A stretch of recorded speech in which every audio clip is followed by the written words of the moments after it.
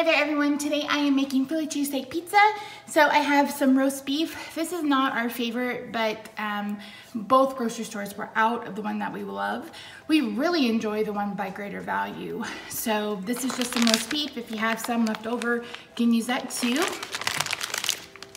Then I have a shallot. Shallots are a little less carby than onion, and it's not so much, and I'm the only one that likes onion. So using a shallot, I'm using a green bell pepper, and then I'm also using a 4-ounce can of mushrooms. This is only 4 carbs for all of these mushrooms, and it's going on a huge pizza. So I'm gonna get to chopping these, and then I'll show you the next step.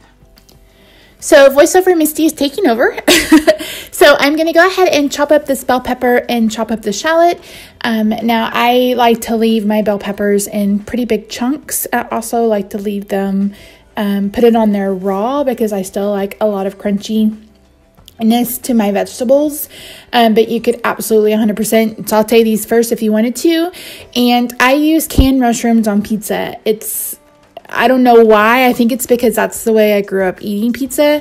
I just prefer canned mushrooms or sauteed mushrooms on pizza. And canned mushrooms are so easy and they're really good. I don't know what they do to them to make them so good, but I really like them. But if you don't like mushrooms, you can leave them off. Or if you like, if you'd rather have fresh mushrooms, you could do fresh mushrooms.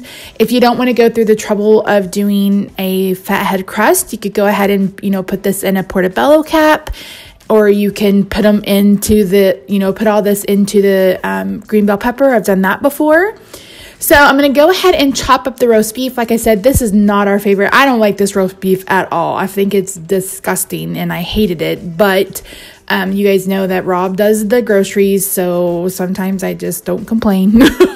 He does the best he can. And they didn't have the Hillshire Farm roast beef or the Greater Value I think he went to 2 or 3 Walmarts around here. So our favorite is the Greater Value, but of course you can use whatever you want to. We found something that's inexpensive and good, and that's why we like the Greater Value. But if you are worried about nitrates and all that other stuff, then you can, cook a beef roast and use it like that. So it's completely up to you. So once I get everything chopped up, I went ahead and did 1.5 pounds. These were 2-pound packages. I found that was plenty, and I ended up using just 1 pound on Rob's and like 1/2 pound on mine. But once I get this all chopped up, you'll see me separating the pieces. That's because this is going to go into a skillet, and I want to make sure that it is as separated as possible.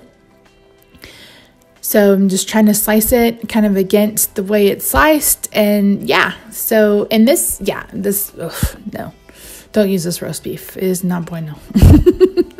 So once that's chopped up, I'm going to put this into a dry non-stick skillet that's over medium heat. And the whole point of doing this is because I want to draw out the liquid. There's a lot of water in lunch meat, and when the very first time I did this and I didn't do this step, our pizza was really soggy, so it was pretty gross.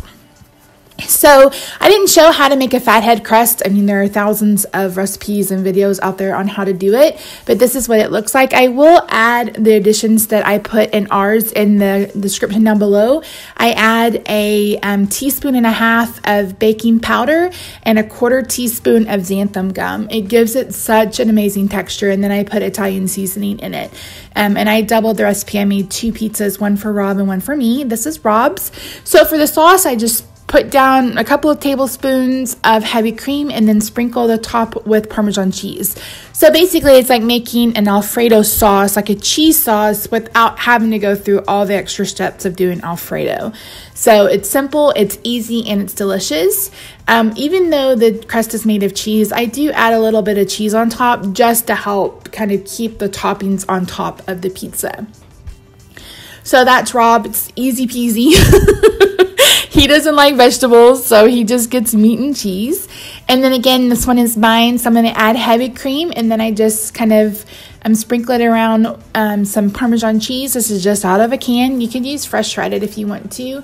I find that I don't like to use fancy ingredients because it's just pizza. If it was something like an entree or something different, I might. So I put down, like I said, probably half. I used about a half of the mix. No, not a half, like a third of the mixture, and Rob got the rest of it. And then I didn't end up using all my vegetables. You'll see me put those aside in a minute. But I love, like I said, I love canned mushrooms. Can leave the mushrooms out, put extra mushrooms on, use fresh mushrooms, whatever you want to do. And then some of the shallot. Like I said, shallot is a little less carby than onion, and I like shallots. I love the way they taste. You guys know, because I use them in my green beans with shallot butter, which is a recipe available here on this channel. But again, they're so much smaller than onions. They're kind of a cross between a garlic and an onion. They taste so good. They're so good.